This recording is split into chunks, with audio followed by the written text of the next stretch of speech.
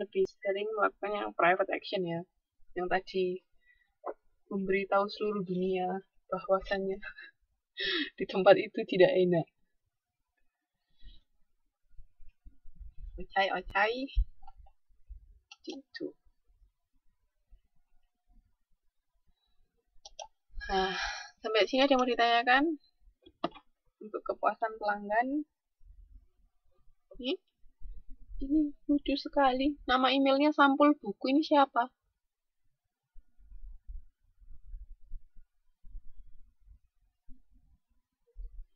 Yang pakai nama email sampul buku ini siapa? Nggak ada namanya sampul buku.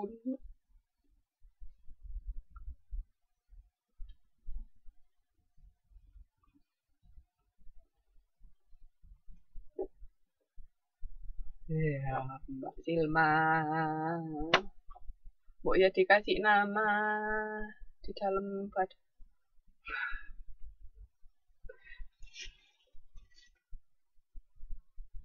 Ada yang mau ditanyakan nggak sampai sini?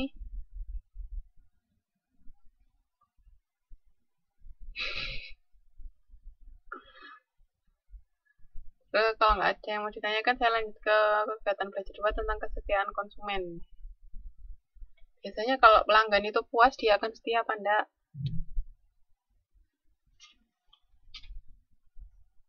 Oke. Mbak sama mas-mas termasuk pelanggan setia enggak? Atau cenderung suka coba-coba?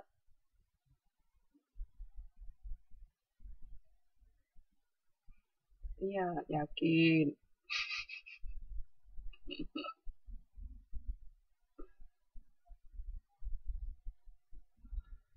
Tergantung apa? Cenderung coba-coba. Iya, Mbak ini. Jadi yang bener coba-coba apa setia? Sudah Mas Ari, sudah.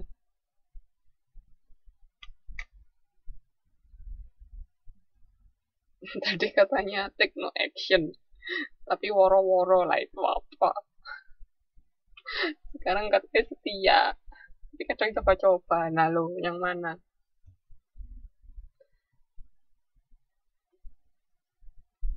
I see. Iya. Mungkin kalau sesuatu yang baru bisa nyoba-nyoba. Tapi kalau memang sudah apa namanya, sudah cocok, sudah nyaman di situ, biasanya akan jadi setia. Tergantung. Mungkin kalau makan masih bisa coba-coba kali ya. Saya lanjutkan ya. Ini tentang kesetiaan konsumen. Jadi nilai strategi perusahaan dalam loyalitas pelanggan itu bisa mengurangi biaya pemasaran. Kayak itu tadi mbak-mbak woro-woro ke seluruh dunia, itu bisa mengurangi biaya pemasaran. Itu ketika dia puas, dia akan bertahan, itu bisa membantu perusahaan mempromosikan ke teman-temannya. Mbak-mbak itu sebenarnya baik hati loh, sadar nggak?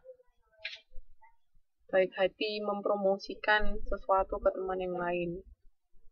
Dan pasti saya yakin semua pasti pernah woro-woro. Di sini lo enak, di sini lo bagus. Saya juga setia Bu kalau naik Ubus.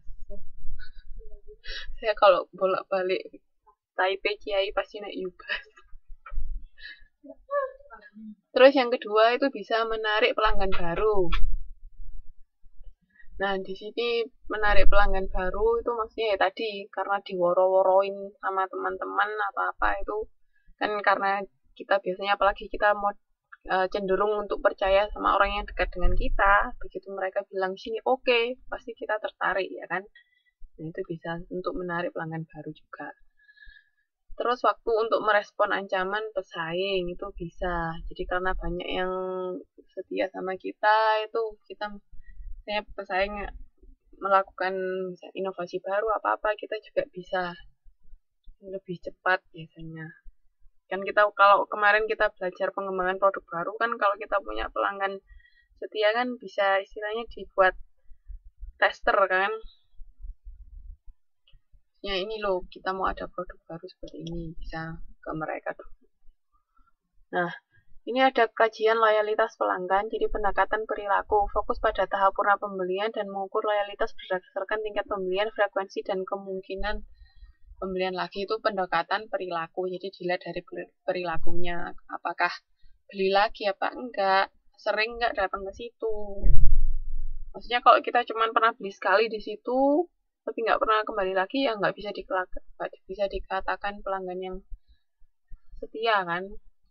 Jadi kalau semakin sering kita datang ke situ, terus misalnya kita ikut membership atau apa, itu kita baru bisa dikatakan pelanggan setia. Nah, ini kalau ini dari pendekatan attitude. Attitude itu apa toh?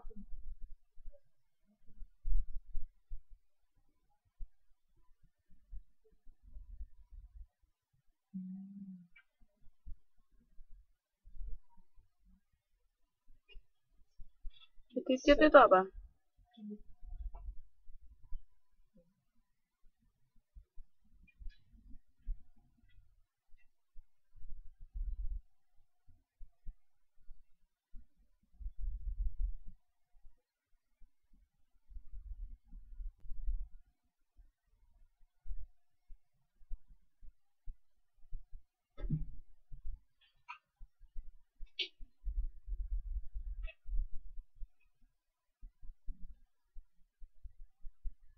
Bukan. Kalau perilaku itu behavior, bukan attitude.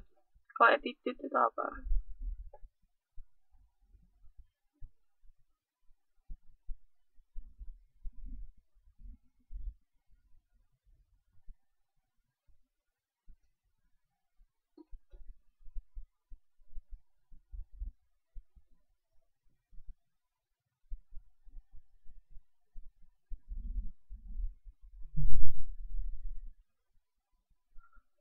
Ayo, attitude itu apa?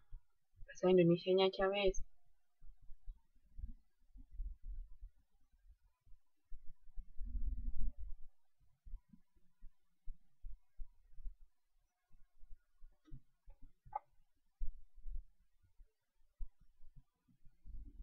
Bolak-balik.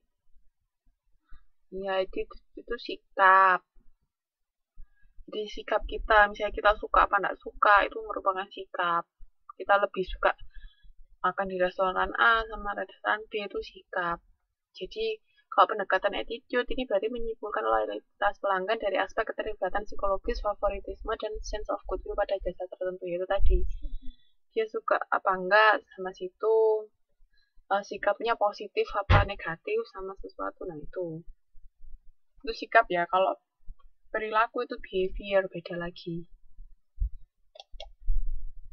Terus yang ketiga, pendekatan terintegrasi itu mengkombinasikan antara tadi dua variabel sikap sama behavior tadi untuk menciptakan jadi konsep loyalitas pelanggan. Nah, di sini prinsip dalam loyalitas konsumen itu kemitraan yang didasarkan pada etika dan integritas tertinggi. Terus nilai tambah dalam hubungan kemitraan customer sama supplier.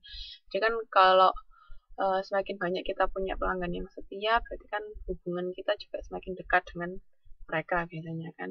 Karena ya intensitas pembelian misalnya sering, otomatis kita lebih sering bertemu dengan mereka, jadi semakin tahu mereka seperti apa. Mereka juga tahu kita seperti apa, jadi hubungannya semakin dekat. Terus ada mutual trust, itu keyakinan mendalam akan potensi dan kredibilitas. Biasanya kalau kita loyal kan intinya kita bisa percaya sama mereka bahwa mereka bisa melayani kita dengan baik ya toh. Nah, itu trust itu sangat penting dimiliki oleh pelanggan yang setia. Kalau dia nggak, misalnya dia nggak percaya sama perusahaan bahwa perusahaan akan memberikan yang terbaik, kan nggak mungkin dia bakalan datang ya toh. Bapak kenapa kok membeli di tempat yang sama? Karena apa alasannya biasanya?